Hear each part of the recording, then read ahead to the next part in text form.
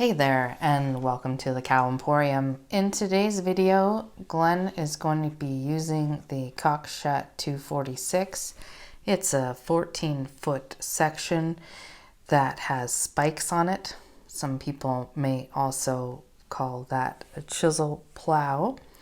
The spikes on the plow are about 3 inches wide, and they come so that they have two ends on them so that you can flip it over when the one end gets worn out and use the other end, and we've already done that. Here Glen's just hooking up the hydraulic lines, and then he needs a little help getting that hitch hooked up. He can't lift it and move the hitch at the same time.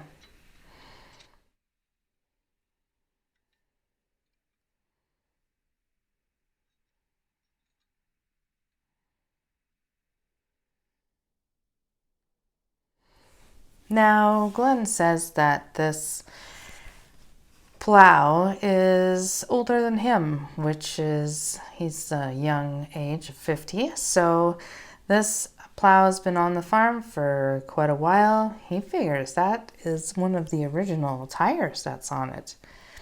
So we just pull that plow forward just a little bit and then kind of do our safety walk around, make sure that nothing is going to fall apart on its short trip down the road to the shed where we're going to get it ready to go. But first, when we get out to some shorter grass here, he explains something about the hitch. He just had to take that hitch out and flip it over because the one end of the hitch is too thick for the plow end. So he just flipped it over and we hooked it up. Of course, he's throwing some grease in those zerks because this unit hardly ever gets used. You want to make sure that everything is good to go. It's a pretty simple machine. It there isn't a lot of parts on this thing. He did replace the hydraulic cylinder not that long ago. Also, because the tractor is going to be going out for a little ride, he threw some grease in that too. Those grease things, man, they just hide all over the place.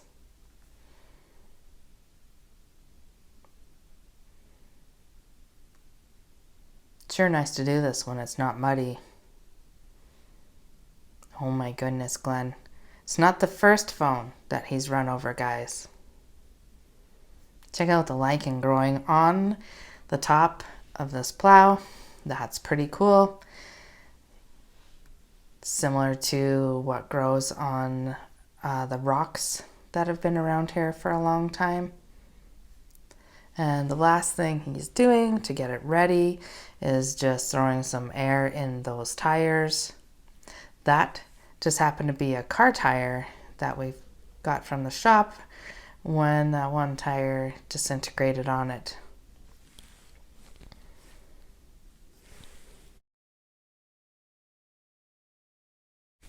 So here we are entering the pasture.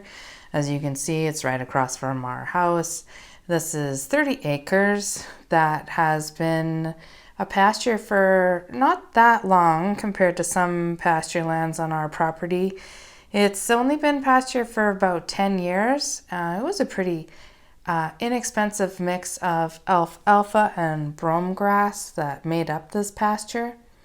So as he's starting out with these spikes, I just thought it'd be interesting to show you the little track that the spikes leave.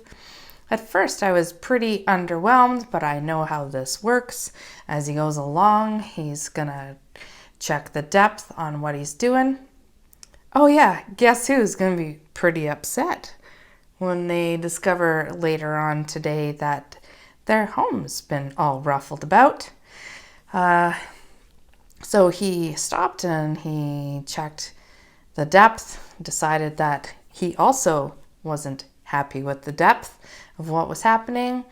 So he lowered those spikes further into the ground, and I can already tell you that I'm much happier.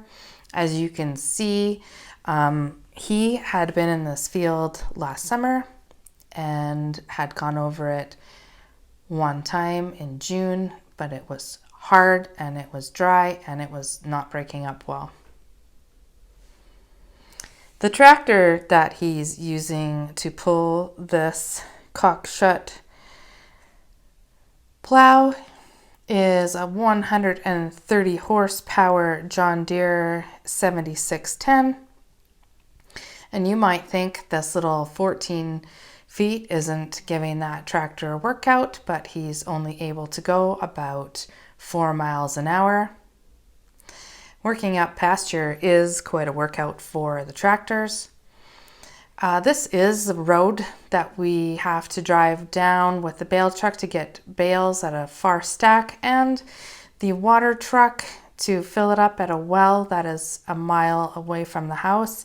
So he has decided to leave that road because, guys, like we've done this before, and when you plow that road up, it's really miserable trying to use it for everything that we need to do. As you can see, I'm much happier with this. The idea with the spikes is that it doesn't pulverize the dirt. I just thought I'd grab a handful there, and there's a little bit of moisture in there because he did not work this up, cultivate it to be like summer fallow. So that's good. Also, it didn't blow away on us, which is fantastic.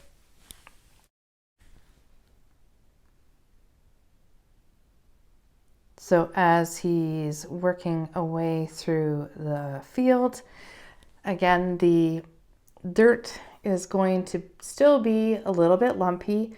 So the next process that's going to happen with this 30 acres that we are going to be planting oats into for green feed this year is that he is going to cultivate it with a cultivator with shovels on it, and has a small section of harrow on behind it.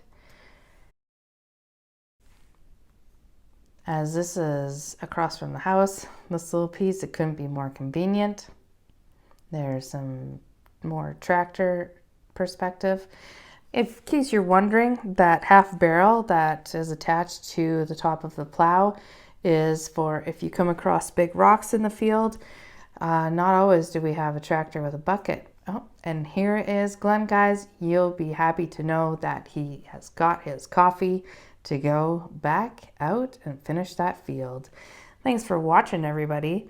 I hope you enjoyed this video. And if you have any questions, comments, or concerns, drop them below and we'll see what we can do. Bye for now.